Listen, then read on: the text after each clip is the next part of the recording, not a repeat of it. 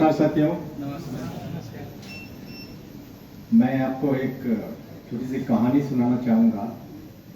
आप देख रहे होंगे श्री टी.एन. शेषन साहब का तस्वीर। इन्होंने आत्मकथा लिखा है अपना, और एक जो आत्मकथा में एक पेज है काफ़ी मार्मिक है और सुनने लायक, समझने लायक। इन्होंने लिखा कि एक बार ये 100 परिवार गर्मियों की छुट्टी में घूमने के लिए मसूरी जा रहे थे। रास्ता में उनकी पत्नी ने देखा कि बहुत सुंदर सुंदर घोंसले पेड़ पे लगे हुए हैं, और वो मोहित हो गई उन पे। और उन्होंने बोला कि क्यों नहीं घर में सजाने के लिए 2 घोंसले को लेते चलते हैं। इच्छा जाहिर की। अब इच्छा जाहिर होने के बाद शेषन साहब ने ड्राइवर्स को बोला कि गाड़ी रोको, हमें 2 घोंसले लेके चलना है। एक क्या था, शेषन साहब गाड़ी रुकवा दिए और 2 घोंसले उतारने के लिए बोले। साथ में स्काउट भी चल रहा था, पुलिस की गाड़ी होती है, बड़े आईएएस ऑफिसर थे। तो लेकिन मुश्किल ये था कि घोंसले जो थे पेड़ के काफी ऊंचाई पे थे, आम इंसान घोंसले उतार नहीं सकते हैं। उन्होंने नजर दौड़ाया कि पास में बच्चे सब भेड़ बकरी चढ़ा रहे थे। उनमें से 2 बच्चों को बुलाया गया, बोला ये बच्चे उस घोंसले को उतार दो। बच्चों ने मना कर दिया। फिर सोचे कुछ पैसे उसे दे देते हैं, उससे मान जाएंगे। उन्होंने बोला कि 100 रुपया रख लो और घोंसले उतार दो। लेकिन फिर भी उसने मना करके अपना भेड़ बकरी चलाने चला गया।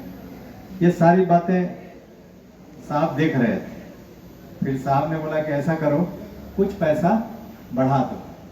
बोला गया 500 ले लो और घोंसले उतार दो। बच्चों ने बोला कि 500 भी नहीं, 5000 भी देंगे, पर हम वो घोंसले नहीं उतारेंगे। और फिर चला गया भेड़ बकरी चराने। अब शेषन साहब बहुत मुश्किल में पड़ गए। देश के इतने बड़े आदमी उनकी बात नहीं मान रहा है। तो फिर बोले कि ठीक है, उस बच्चे को बुलाओ, एक बार मैं बात करना चाहूँगा कि घोंसला क्यों नहीं उतार रहा है।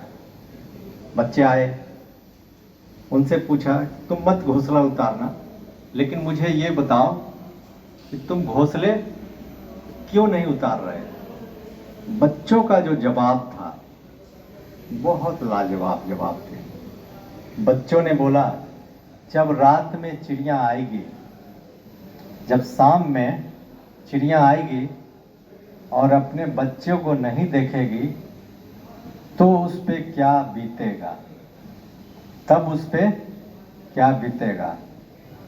उस दिन शेषन साहब ने लिखा कि मुझे बहुत दुख हुआ, इस पढ़ाई पे इतनी बड़े ओहदा पे होते हुए भी मैं ये बात छोटा सा समझ नहीं पाया जो उस बच्चे ने मुझे समझाया।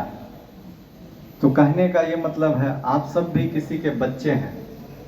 किसी को कुछ होता है हम में, आप में, तो सभी को तकलीफ होगा कि नहीं। तो तकलीफ, तो इस तकलीफ को कम करने के लिए हमको क्या करना चाहिए, सेफ्टी का पालन करना चाहिए कि नहीं।